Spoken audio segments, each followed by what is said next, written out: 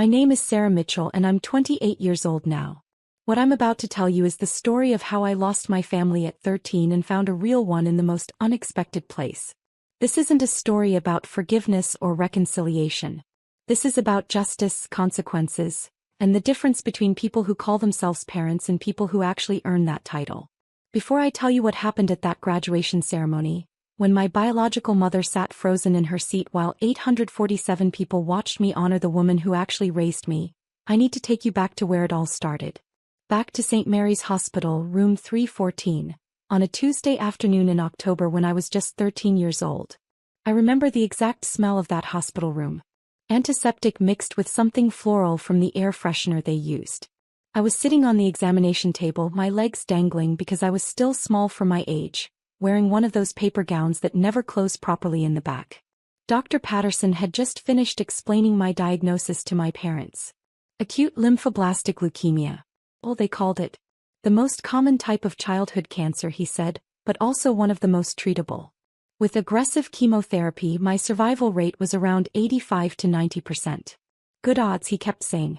Really good odds. My mother, Linda, sat in the plastic chair by the window staring at a spot on the wall. My father, Robert, stood with his arms crossed, his face getting redder by the minute. My older sister, Jessica, 16 at the time, was texting on her phone, barely paying attention. The treatment protocol will be intensive, Dr. Patterson continued, pulling up charts on his tablet. We're looking at approximately 2 to 3 years of chemotherapy. The first phase is induction therapy, which lasts about a month. Sarah will need to be hospitalized for most of that time. Then we move to consolidation and maintenance phases, which can be done outpatient but will require frequent hospital visits. How much? That was the first thing my father said. Not, is she going to be okay? Or, what can we do to help? Just, how much?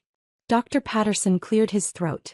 With your insurance, you'll be responsible for roughly 20% of the costs. Over the full treatment course, that could be anywhere from $60,000 to $100,000 out of pocket. But we have financial assistance programs, payment plans. My father's laugh was harsh and cold. You're telling me we have to pay $100,000 because she got sick? Robert, my mother said quietly, but she didn't look at me. She still hadn't looked at me since the diagnosis. Sir, I understand this is overwhelming, Dr. Patterson said. But Sarah's prognosis is excellent. With treatment, she has every chance of beating this and living a completely normal life. Jessica is applying to colleges next year, my father said as if the doctor hadn't spoken. Yale. Princeton. She got a 1520 on her SAT. We've been saving for her education since she was born. The room went silent. Dr. Patterson looked between my parents and me, clearly uncomfortable. Perhaps we should discuss this privately? Sarah doesn't need to. Sarah needs to understand reality. My father cut him off. He finally looked at me and there was nothing in his eyes. No love. No concern. Just cold calculation.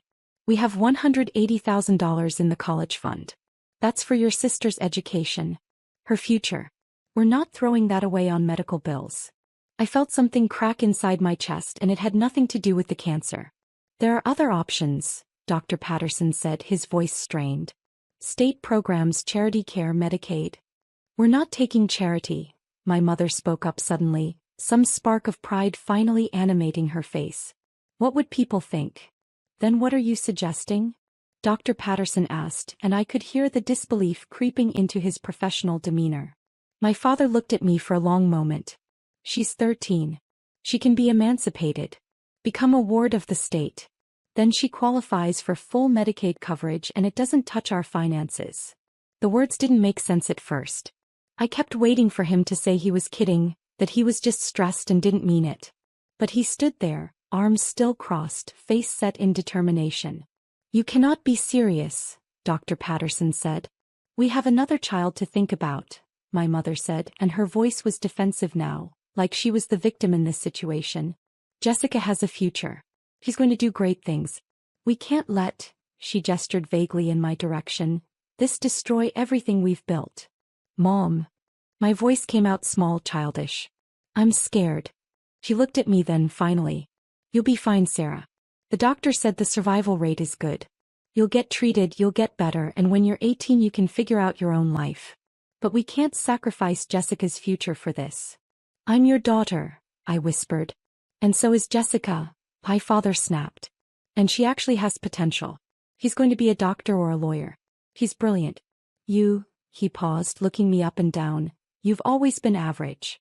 Average grades, average everything. We're not destroying a promising future for an average one. If you're enjoying this story, please hit that like button. But only if you're genuinely connecting with this story. I create this content to share real experiences, and your support helps me continue. Dr. Patterson stood up abruptly. I'm going to ask you to leave my office while I speak with Sarah privately.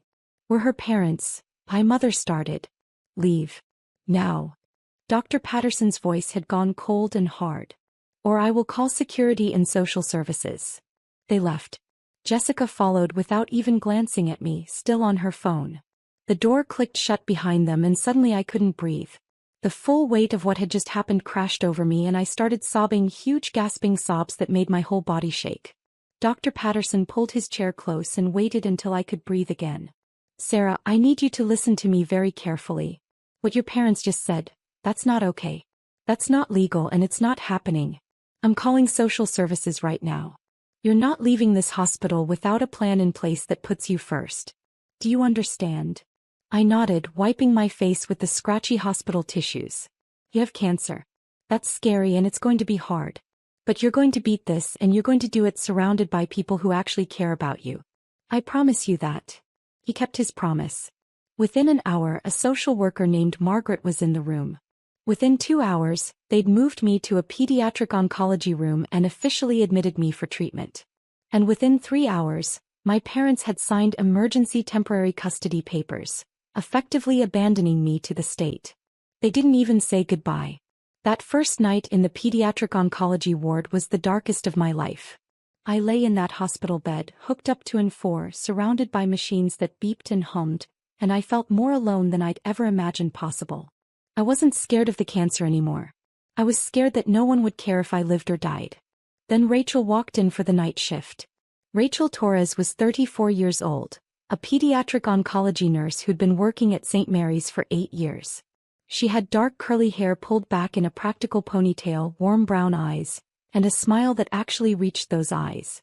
She wasn't beautiful in a conventional way, but there was something about her presence that made you feel safe. Hey there, Sarah, she said, checking my chart. I'm Rachel and I'm going to be your night nurse. How are you feeling? Terrible, I said honestly. She pulled up a chair and sat down, giving me her full attention. Yeah, I heard what happened with your parents. There aren't really words for how messed up that is. I started crying again. I seemed to do nothing but cry that day. Rachel didn't tell me to stop or that everything would be okay. She just handed me tissues and waited. When I finally calmed down, she said, I'm not going to lie to you, Sarah. The next few years are going to be hard. Cancer treatment is rough. But you know what? You're tougher than cancer. You're tougher than parents who don't deserve you. And you're not alone. I'm going to be here every step of the way. You don't even know me, I said. Not yet. But I'm going to. And I have a feeling you're pretty remarkable. That night, after she'd finished her rounds, Rachel came back to my room with a deck of cards. We played Go Fish until 2 a.m. and she told me about her life. She was divorced, no kids of her own, had always wanted to be a mother but it hadn't worked out. She lived in a small house 15 minutes from the hospital, had a cat named Pancake, and was obsessed with murder mystery podcasts. Why nursing? I asked at one point. My little brother had leukemia when I was 18, she said quietly. He beat it. He's 28 now, married, has a kid. But I remember what it was like watching him go through treatment. I remember the nurses who made a difference and the ones who were just doing a job. I wanted to be the kind who makes a difference. Did your parents abandon him? The question came out before I could stop it. God, no. My whole family rallied around him. My parents went broke paying for things insurance didn't cover and they never once complained. That's what parents do, Sarah. Real parents. Over the next month, as I went through induction chemotherapy, Rachel became more than my nurse. She became my advocate, my protector, and my friend. When I was too sick to eat, she'd sit with me and tell stories until the nausea passed. When I lost my hair, she showed me photos of herself from her own bad hair phase, in high school, until I laughed. When I had nightmares about being alone forever, she held my hand until I fell back asleep. My parents didn't visit. Not once. My caseworker, Margaret, said they'd signed full surrender papers, giving up all parental rights. Jessica was busy with SAT prep and college applications. I was truly on my own. Except I wasn't. Because Rachel was there. On day 28 of my hospital stay, when the induction phase was complete and I was in remission, Dr. Patterson came in with good news. You're responding beautifully to treatment, Sarah. We can move to outpatient care now. You'll need to come in regularly for chemo, but you won't have to live here. Where will she go? Rachel asked immediately. She was technically off duty but had stayed late as she often did.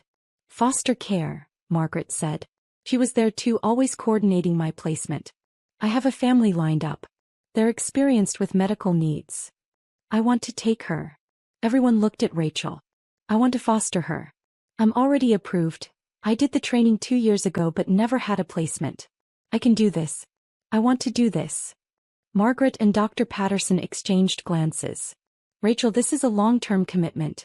2 more years of intensive treatment, then years of monitoring. I know. I want to do it.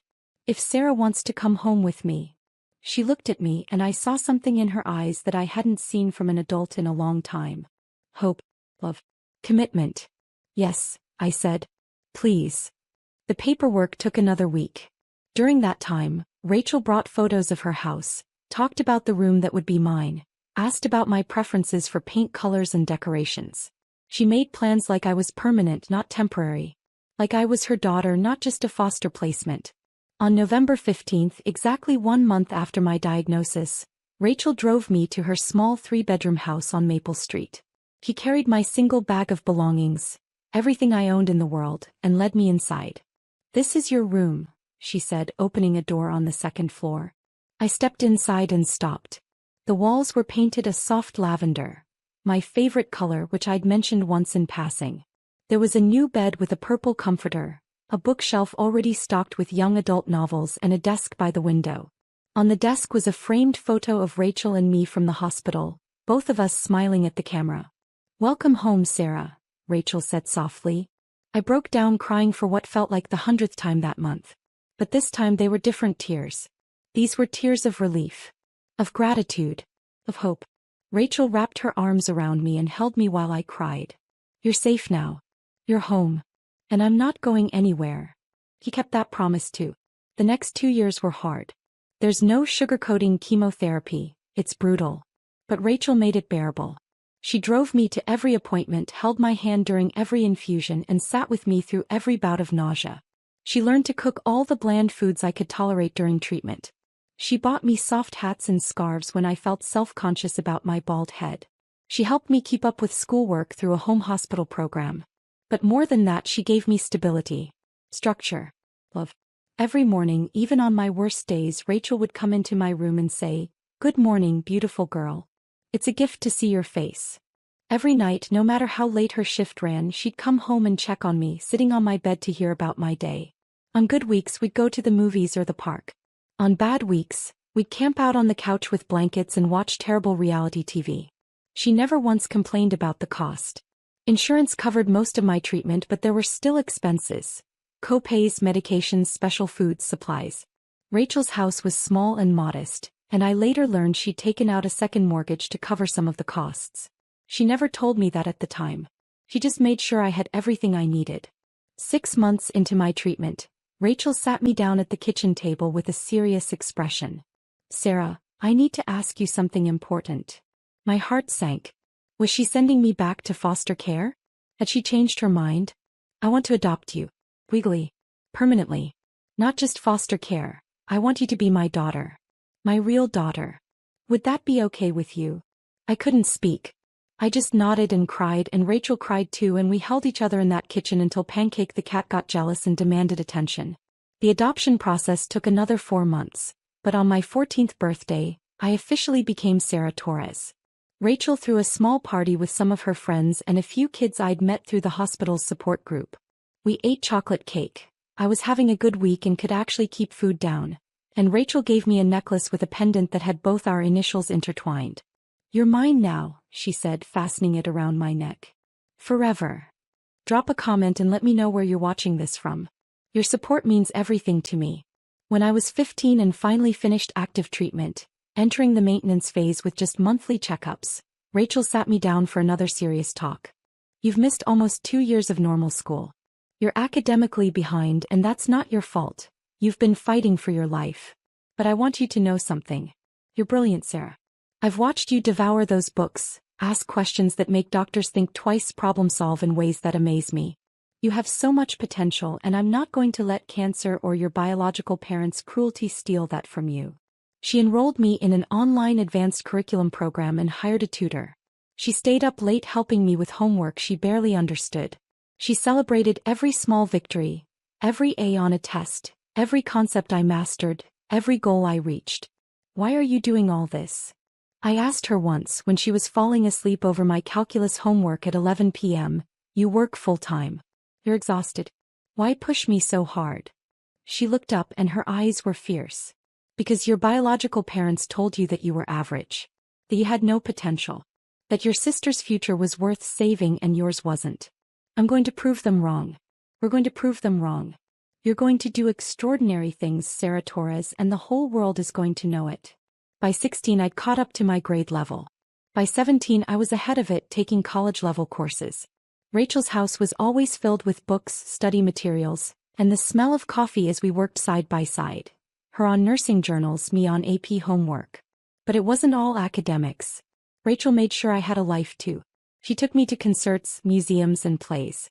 She taught me to cook and let me make disastrous messes in the kitchen. She introduced me to her friends who became my aunts and uncles. She made sure I went to therapy to process everything I'd been through. Healing isn't just physical, she'd say. Your heart needs care too. When I turned 18 and got the 5-year all-clear from Dr. Patterson, meaning I was officially in remission with minimal chance of relapse, Rachel took me out to our favorite restaurant. Over pasta and breadsticks she pulled out a small box. I know you're technically an adult now and you don't need me to be your legal guardian anymore. But I want you to know you're my daughter. That's never going to change. Whether you live here or move away, whether you're 18 or 80, you're my kid. Always. Inside the box was a ring, simple and silver with both our birthstones. To remind you that you're never alone, Rachel said. I wore that ring every single day. During my senior year of high school, Rachel and I started talking seriously about college.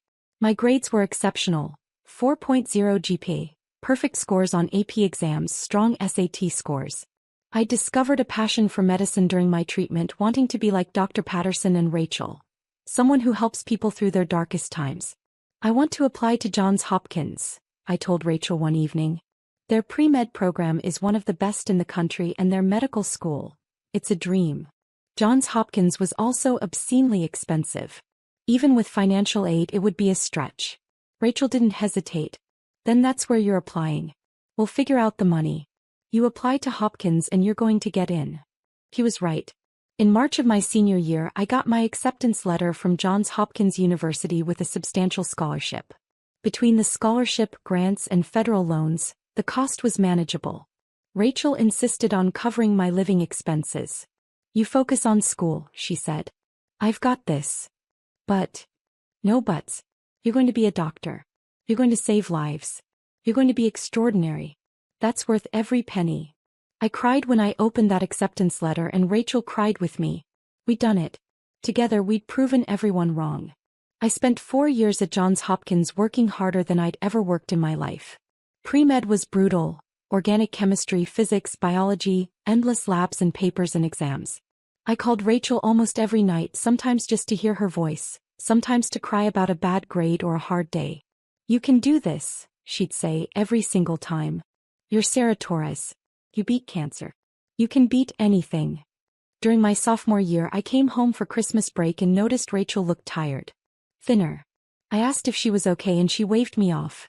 Just working extra shifts to help with your expenses. I'm fine, honey. I later learned she'd been working 50 to 60-hour weeks, picking up every extra shift she could to make sure I never had to worry about money. She never once asked me to get a job or contribute. She just worked herself to exhaustion so I could focus on school. By my junior year I was at the top of my class. By senior year I was applying to medical schools and getting interviews at prestigious programs. And Johns Hopkins School of Medicine accepted me. 4 more years, I told Rachel on the phone when I got my acceptance. 4 more years and I'll be Dr. Torres. I'm so proud of you I could burst, Rachel said, and I could hear the tears in her voice. Your biological parents have no idea what they gave up. They lost me, I agreed. But I gained you. I'd say I got the better deal. Medical school was even more intense than undergrad. The coursework was relentless, the clinical rotations exhausting, the pressure enormous. But I loved it. I loved learning how the human body works, how to diagnose diseases, how to help people heal. I specialized in oncology, wanting to help kids like the one I'd been. Rachel came to every milestone. My white coat ceremony. My first day of clinical rotations. My residency match day. She was always there, always proud, always supportive. And through all of this, 13 years of school, hundreds of miles between us sometimes, countless stressful nights and difficult days, I never heard from my biological parents. Not a single call, email, or text. They'd moved on with their lives and I'd moved on with mine. Or so I thought. In April of my 4th year of medical school, I received the news that I'd been selected as valedictorian of my graduating class. Out of 120 brilliant students, I had the highest academic standing, the best clinical evaluations, and the strongest research record. I would give the student address at commencement. I called Rachel immediately. Mom, I have news. She'd started asking me to call her mom during my sophomore year of college. You are my mom, I'd said. The only one who matters. What's the news, baby? I'm valedictorian. I'm giving the speech at graduation. Rachel screamed so loud I had to pull the phone away from my ear. Then she was crying and laughing and talking so fast I could barely understand her. I'm so proud of you. So incredibly proud. Your speech is going to be amazing. You're going to change the world, Sarah. I always knew it. Graduation was scheduled for May 20th. Rachel asked for the day off from work months in advance. She bought a new dress. She invited all her friends, my aunts and uncles, the people who'd become my family. It was going to be a celebration. 2 weeks before graduation, I got an email from the university's events coordinator. Due to my status as valedictorian, I was allowed to submit additional names for reserved seating beyond the standard 2-guest allocation. I immediately added names. Rachel, of course, plus 6 of her closest friends who'd become family to me. The coordinator responded quickly. We actually have one additional request for your reserved section. Alinda and Robert Mitchell have contacted us claiming to be your parents and requesting seats. Should we add them to your list? I stared at that email for a full 5 minutes. Linda and Robert Mitchell. My biological parents. The people who'd abandoned me at 13, who'd told me I was average and not worth saving, who'd chosen my sister's college fund over my life. They wanted to come to my graduation. I picked up the phone and called Rachel. Mom, my biological parents want to come to graduation. There was a long pause. How do you feel about that? I don't know. Part of me wants to tell them to go to hell. Part of me wants them to see what I became despite them. What do you think I should do? It's your day, honey. Your accomplishment. Whatever you want, I'll support. But if you ask my opinion, let them come. Let them see exactly what they threw away. Let them see the woman you became with a real mother by your side. I thought about it for a long time. Then I emailed back. Yes, add them to the reserved section. I wanted them there. I wanted them to see. The next 2 weeks passed in a blur of final exams, packing up my apartment and writing my valedictorian speech. I didn't tell Rachel what I was planning to say. I wanted it to be a surprise. May 20th dawned bright and clear. Johns Hopkins commencement was held at Royal Farms Arena in Baltimore, with seating for over 10,000 people. Graduates from all schools, medicine, nursing, public health, all of Hopkins, would be there along with their families. I arrived early for the graduate lineup. My white coat was pressed, my honor cords arranged perfectly. I was wearing Rachel's necklace, the one with our intertwined initials, and the ring she'd given me on my 18th birthday. As we were organizing by school and academic standing, one of the event coordinators approached me. Dr. Torres? They called us doctors even though we hadn't officially graduated yet. Your guests are seated in Section A, Row 3. Is there anything you need? No, thank you. I'm ready. The ceremony began with pomp and circumstance. Literally, they played the traditional graduation march as we filed in, 120 medical students in white coats and caps. The arena was packed, filled with the families of graduates and professors. Cameras flashed everywhere. I caught a glimpse of my section as I walked past. Rachel sat in the front, her face already wet with tears of joy, wearing the new dress she'd bought and clutching a bouquet of flowers. Next to her sat her friends, my aunts and uncles, the family I'd built. And 2 seats down, stiff and uncomfortable looking, sat Linda and Robert Mitchell. My biological parents. I hadn't seen them in 15 years. My mother looked older, grayer, more worn. My father had gained weight and lost hair. They looked ordinary, small. Nothing like the terrifying figures from my childhood memories. They didn't look at me as I passed. They seemed to be scanning the program, probably trying to figure out where their other daughter sat in the crowd. It hadn't occurred to them that their reserved seats were for me. The ceremony progressed through the standard speeches. Welcome from the dean, address from the university president, remarks from the keynote speaker, a renowned surgeon. Then it was time for the student address. And now, the dean said, stepping up to the podium, it is my tremendous honor to introduce our valedictorian, the student selected to represent the Johns Hopkins School of Medicine class of 2026. She graduated at the top of her class, conducted groundbreaking research in pediatric oncology, and impressed every single one of her professors with her compassion, intelligence, and dedication. Ladies and gentlemen, Dr. Sarah Torres. The arena erupted in applause. I stood and walked to the stage, my heart pounding. As I climbed the steps, I saw Rachel on her feet, clapping so hard her hands must have hurt, tears streaming down her face. I also saw my biological parents. They'd both gone very still, staring at their programs. My mother's hand was frozen halfway to her mouth. My father had gone pale. They'd figured it out. I reached the podium and adjusted the microphone. 10,000 people looked at me. I took a deep breath and began. Thank you, Dean Morrison. To our distinguished guests, faculty, families, and most importantly, my fellow graduates, congratulations. We made it. Applause and cheers. When I was 13 years old, I was diagnosed with acute lymphoblastic leukemia. I remember sitting in that hospital room, terrified, wondering if I would live or die. I remember the doctor explaining treatment options, survival rates, the long road ahead. And I remember the moment I realized I would have to walk that road alone. The arena had gone quiet. Everyone was listening. My biological parents made a choice that day. They decided that my life wasn't worth saving. That the cost of treatment was too high. That their other daughter's college education was more important than my survival. They abandoned me in that hospital room and I never saw them again. I was 13 years old, bald from chemotherapy, terrified and alone. I could see my biological mother in the audience. She'd gone completely white, her hand now pressed fully over her mouth. My father stared at his lap, refusing to look up. Around them, people were starting to whisper, glancing in their direction. But I wasn't alone for long. Because a pediatric oncology nurse named Rachel Torres. I paused, looking directly at Rachel, who was openly sobbing now. Saw a scared child who needed a family. And she didn't just treat me as her patient. She brought me into her home. She held my hand through chemotherapy. She made me laugh when I wanted to give up. She taught me that family isn't about biology. It's about showing up. It's about love. It's about believing in someone even when they don't believe in themselves. Rachel covered her face with her hands, her shoulders shaking. Rachel adopted me when I was 14. She worked double shifts to pay for my needs. She stayed up late helping me catch up on the schoolwork I'd missed. She told me I could be anything I wanted, do anything I dreamed. When I said I wanted to go to Johns Hopkins, she said, "Then that's where you're going." And here I am. The audience applauded.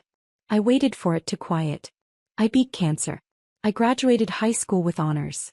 I completed my undergraduate degree in 3 years. I excelled in medical school. I'm going to be a pediatric oncologist helping kids like the one I was. And I did all of that because one woman believed in me. One woman showed me what real love looks like. I pulled off my cap, breaking protocol, but I didn't care. This degree belongs to Rachel Torres. This accomplishment is hers as much as mine. She saved my life not just from cancer but from believing I was worthless. She taught me that I deserved to take up space in this world. That I deserved to dream big. That I deserved to be loved. I looked directly at my biological parents for the first time. My mother was crying now, but they weren't tears of joy. They were tears of realization. My father still wouldn't look up. To my biological parents who are here today, I paused, letting that sink in, letting everyone in that arena know exactly who I was talking about. Thank you for teaching me what not to be.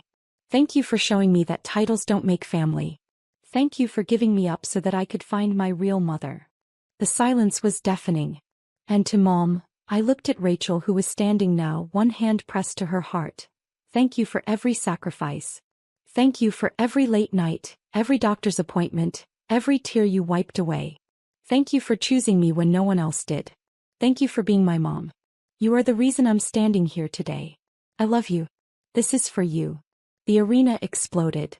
Applause, cheers, people standing, the noise overwhelming. But I only watched Rachel, who was crying so hard she couldn't stand properly, supported by her friends. She mouthed, "I love you," and I mouthed it back. And I watched my biological parents. My mother sat frozen, her face a mask of horror and grief. My father had his head in his hands. Around them, people had figured out who they were, and the looks they were receiving were not kind. They'd come to see their abandoned daughter graduate. Instead, they'd been publicly identified as the people who'd valued money over their child's life. I finished my speech. The parts about medicine, our responsibility to patients, our oath to do no harm. But the real message had already been delivered. When I returned to my seat, my classmates stood and clapped. Several of them hugged me as I passed. The rest of the ceremony blurred together. The conferring of degrees, the moving of tassels, the recessional. All I could think about was getting to Rachel. After the ceremony ended, there was a reception in the adjacent hall. I was immediately swarmed by classmates, professors, and people I didn't know congratulating me on my speech. Through the crowd, I could see Rachel pushing her way toward me. When she reached me, we both broke down. We held each other in the middle of that crowded reception hall and cried, not caring who saw. "You didn't have to do that," Rachel sobbed. "You didn't have to give me credit." "Yes, I did. Because it's true. All of it. I'm so proud of you. So proud." We were interrupted by Dean Morrison, who wanted photos, and then by local news reporters who'd caught wind of my speech and wanted interviews. Through it all, Rachel stayed by my side, her hand in mine. I saw my biological parents once more across the hall. They were standing alone, no one approaching them, watching me from a distance. My mother looked like she wanted to come over but was too afraid. My father looked angry, his face red. They didn't approach. After about 20 minutes, they left. I found out later what happened through a series of voicemails and emails that came over the following days. Apparently, after abandoning me 15 years earlier, my parents had indeed put all their resources into Jessica's education. She'd gone to Yale, then law school. She'd gotten a high-paying job at a corporate firm. She'd met and married a wealthy investment banker. My parents had been living off the financial support Jessica provided, having spent their own savings on her education and their retirement fund on helping her buy a house. But 6 months before my graduation, Jessica's husband had been caught in an insider trading scheme. He went to prison. Jessica lost her job in the resulting scandal. Their house was seized. Jessica, now broke and disgraced, could no longer support my parents. My parents had come to my graduation hoping to reconnect, hoping that their abandoned daughter had somehow become successful enough to help them.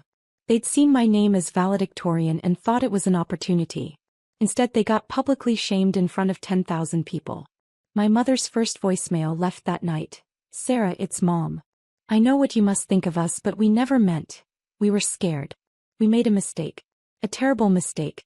But you're doing so well now and we're so proud and we thought maybe we could. We need help. Jessica can't help us anymore and we're facing foreclosure and we thought since you're a doctor now, please call me back." I deleted it. My father's email 2 days later. "Sarah, your mother is devastated. You humiliated us in public. We made the best decision we could at the time given our circumstances. You turned out fine, so clearly we didn't ruin your life like you claimed. We're your parents. You owe us at least a conversation. Call us." I didn't respond. Over the next 2 weeks they called 47 times. They sent emails, texts, messages through social media. Each one was a mix of guilt-tripping demands and barely veiled requests for money. They'd heard from someone that Johns Hopkins graduates get high-paying residencies. They knew I'd be making doctor money soon. They thought I could help.